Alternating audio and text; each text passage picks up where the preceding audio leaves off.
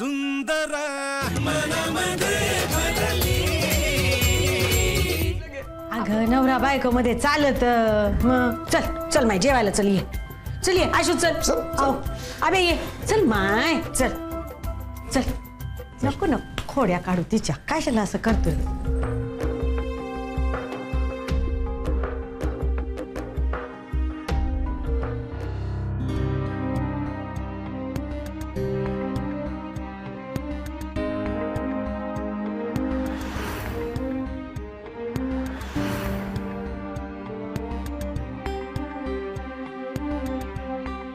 तुझ्या गळ्यामध्ये आगणी मंगळसूत्र हे आई बापाची मर्जी राखण्यासाठी घातले आणि माझ्या गळ्यामध्ये स्वतःच्या मर्जीने.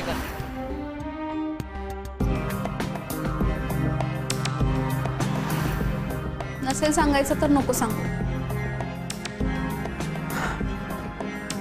भेटली होती.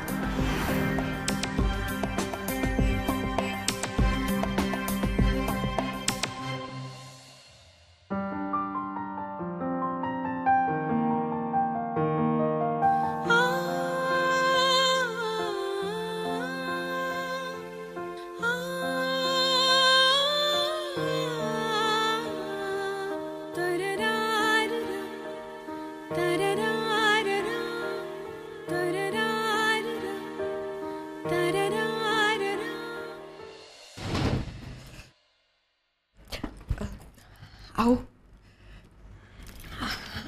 ऐका ना आपण जरा बाळाचा विचार करूया ना आता. तू कर ना तू कर विचार कर. कोणी थांबवलंय का तुला? फक्त विचारच कर.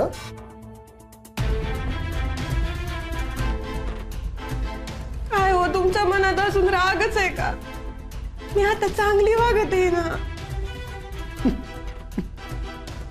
हे चांगलं वागणे तुझं. हे लतिकाकडे बघ त्याला चांगलं वागणं म्हणतात.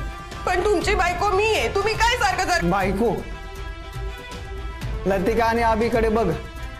नवरा बायको कसे असावे हे त्यांच्याकडून शिकावं आणि कसे नसावे ते आपल्याकडून बघून शिकावं. काय हो तुमची खरंच अडचण काय आहे? हे मा जे आहे ते आहे. तू जाय बरं. 3 वर्ष झाले ना लग्नाला आपल्या. आजपर्यंत नाही कधी माझे दोष दिसले तुम्हाला. आताच बरे दिसू राहिले. 3 वर्ष सहन केलं फक्त. आता बोलू राहिलोय मी. एवढाच फरक आहे. सहन केलं म्हणजे आता मी डोक्यावरच ओझं झाली का तुमच्या? तसं समज. म्हणजे तू जर नीट नाही वागली ना तर डोक्यावरचं ओझं हलकं करावं लागेल.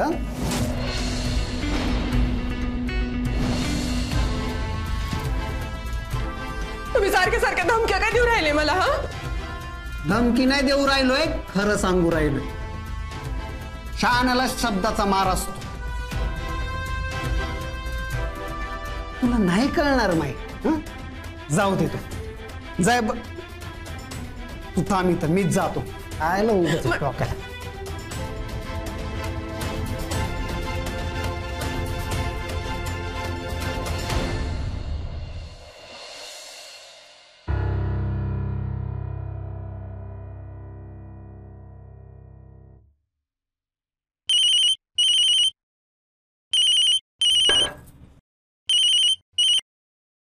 हा बोल अभ्या.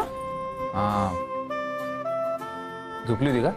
नाहीतर फोन कसा घेतला असता तुझा? काढला का फाना? हा तू झोपला नाही अजून?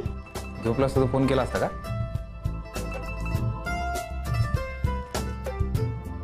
बोला. काम करत होती का? हा ते खरं म्हणा मला. बोलायचं असेल ना आता बसा बसा. तुला कळतं माझं मन. मला फक्त तुझं मन नाही कळत. तुला काय बोलायचं हे बी माहितीये मला. तुला कसं माहित? ए, तुला जेवढी मी मूर्ख वाटते ना तेवढी नाहीये. अच्छा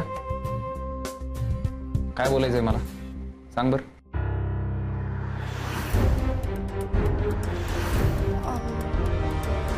मंगळसूत्राबद्दल